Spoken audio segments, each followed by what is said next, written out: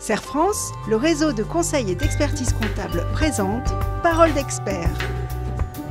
Serre France, partenaire de la performance des chefs d'entreprise.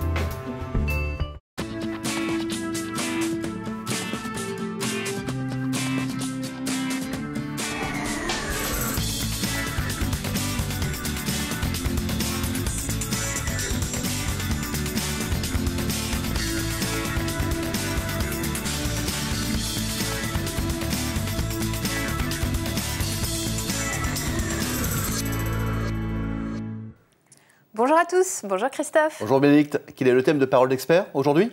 Nous allons parler de la marge. En effet, à chaque activité, sa marge. Les commerçants parlent de marge commerciale, les artisans de marge de production. Le niveau de marge conditionne la santé financière de votre entreprise. Alors, nous vous proposons un zoom sur cet indicateur central de gestion.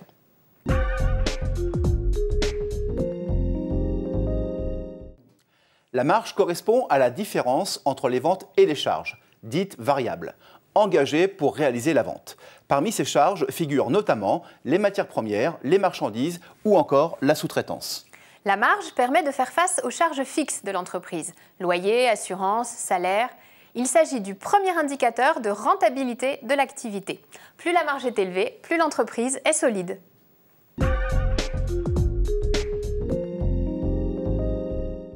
Il est fréquent d'analyser les performances d'une entreprise par référence aux statistiques professionnelles.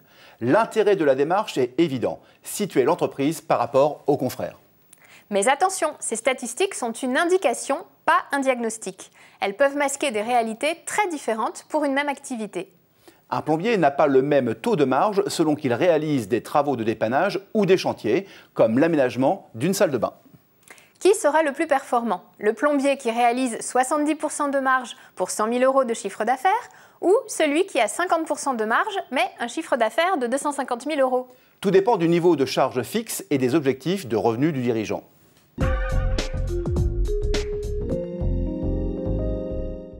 La gestion efficace de la marge suppose une approche globale de la gestion de l'entreprise qui combine développement commercial pour assurer un niveau de chiffre d'affaires suffisant et une gestion stricte du temps de travail facturé et des achats de marchandises.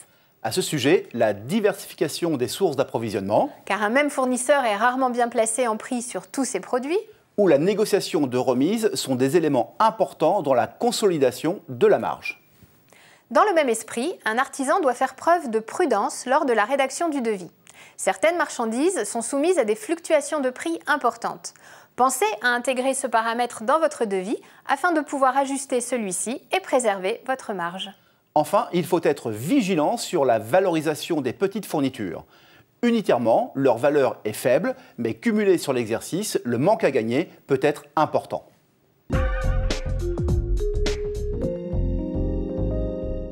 Sur le papier, une entreprise peut avoir une marge suffisante pour couvrir ses charges. Mais aussi paradoxal que cela puisse paraître, pas de trésorerie pour payer ces mêmes charges. Pour mieux comprendre ce décalage, prenons l'exemple d'un commerçant qui achète deux articles d'une valeur de 50 € chacun. Un de ces articles est vendu 100 € et le second alimente le stock. Économiquement, la marge est de 50 €, mais la trésorerie est de 0 € car le produit en stock, bien qu'il ne soit pas vendu, sera payé. Pour un artisan, la problématique sera similaire. Mais outre le stock, il devra tenir compte des travaux en cours de réalisation qui sont pris en compte pour déterminer la marge. L'important n'est pas seulement de savoir si l'entreprise dégage suffisamment de marge, mais de s'assurer que cette marge est disponible pour faire face aux dépenses. Nous espérons que ces informations vous permettront de mieux comprendre et maîtriser votre marge. Et nous vous donnons rendez-vous le mois prochain avec de nouveaux conseils pour gérer efficacement votre entreprise.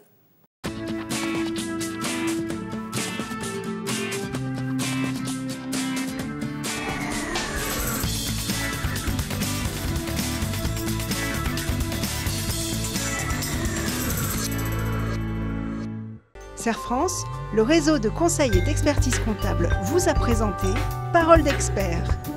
Serre France, partenaire de la performance des chefs d'entreprise.